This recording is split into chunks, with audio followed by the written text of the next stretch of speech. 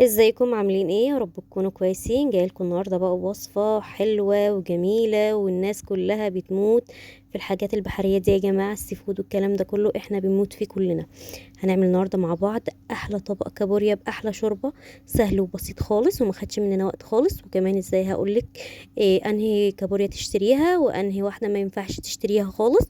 وان شاء الله هنشوف تفاصيل كده حلوه باذن الله. بس اهم حاجه لو اول مره تشوفيني، انا اسمي نورة جمال، لايك وشير واشتراك في القناه. وما تنسيش تكتب لي كومنتات حلوه كتير زي اللي انتوا بتكتبوها. يلا بينا نسمي الله ونبدا الوصفه. وما تنسيش تضغطي زر الجرس عشان يوصلك كل جديد ان شاء الله مني. اول حاجه بقى يا جماعه، الكابوريا اللي احنا جبناها عاديه خالص اهي. بس اهم حاجه تتك عليها من بره ومن جوه، يعني من ناحيتين.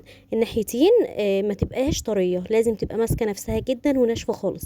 بصوا بقى دي يا جماعه الفرق اللي انا بقول لك.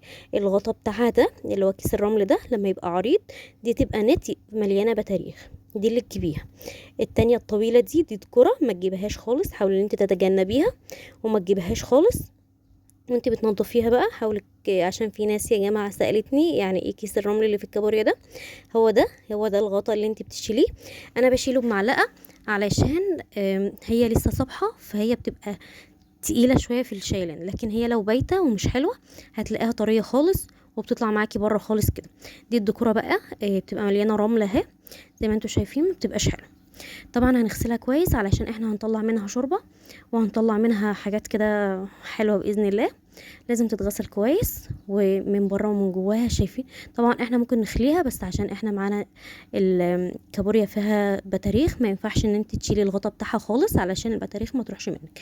وكمان هنا كنت بقولك ان انت تجيبيها اللي هي ايديها طويله دي، ما تجيبيش اللي ايديها مكببه خالص علشان دي بتبقى مليانه حتى لو دكرة.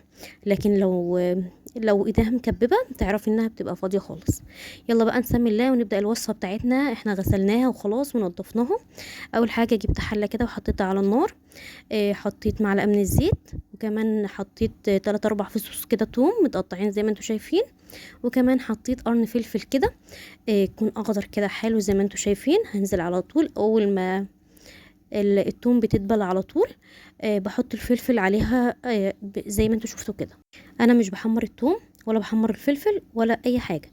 الفلفل كمان دبل، خد تتبيله كده، لون اللي هو طلع الميه اللي فيه كده شويه. وبعد كده هنزل بالطماطم، معايا طماطميه كده حلوه، هقطعها مكعبات بالشكل اللي انتوا شايفينه ده. وحطيت معلقه صغيره من الفلفل ومعلقه صغيره مليانه شويه من الكمون، لان السي فود كله بيحب الكمون. طبعا كمون وليمون في اي سمك. دي وصفه اي نوع سمك هتعمليه. بس بجد الوصفة دي مهما تجربي ومهما تعملي طرق كتير هتلفي وترجعي وتجربي الوصفة دي، لانها احسن طريقة ممكن تعمليها.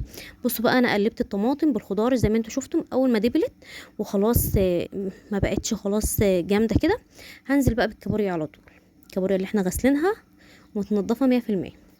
طبعا اهم حاجة كيس الرمل ده لازم يتشال، عشان لما بيتشال بتشربي شوية شوربة بجد حلوين.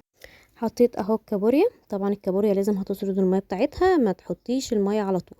معايا بقى ليمونايه، عصرت نصها كده وحطيت القشر بتاع نصها ده، ورميت النص التاني علشان ما تمررش. ما تحطيش قشر ليمون كتير علشان الشوربه بتاعتك ما تمررش. طبعا احنا مش هنرجع بقى للكابوريا الا لما نغطيها شويه وكده وتاخد بخار كده شويه لحد ما لونها يبقى برتقاني كده. برتقاني الفاتح ده اللي هو لونه الحلو، اللي هي يعتبر خلاص التشويحه بتاعتها كملت 100%. بصوا يا جماعه ده بدات اهي تاخد اللون البرتقاني. بسيبها بقى براحتها على البخار خالص زي ما انتوا شايفين كده. يعني انا على نار واطيه خالص، حطاها على نار واطيه خالص تاخد براحتها. بصوا اهم حاجه الميه اللي تسردها دي، علشان لو ما سردتش الميه بجد مش هتبقى الشوربه بتاعتك مظبوطه. بقلبها بقى تقليبه كده كويسه، وبعد كده هنزل بقى على طول بالميه. انا عاملاها في حله ضيقه، مش بخل مني ولا حاجه، بس انا عاملاها في حله ضيقه علشان اعرف مقدار الشوربه بتاعي. انا بحبها كده. بصوا يعني انا حطيت الميه اللي هو جنبها بالظبط، يكون الكابوريا كمان باينه منها. حطيت معلقه شطه كمان، علشان يا جماعه لو كترت الميه فيها بتبقى طعمها وحش خالص. تغلي غلوه بقى كده، وبعد كده احط الملح.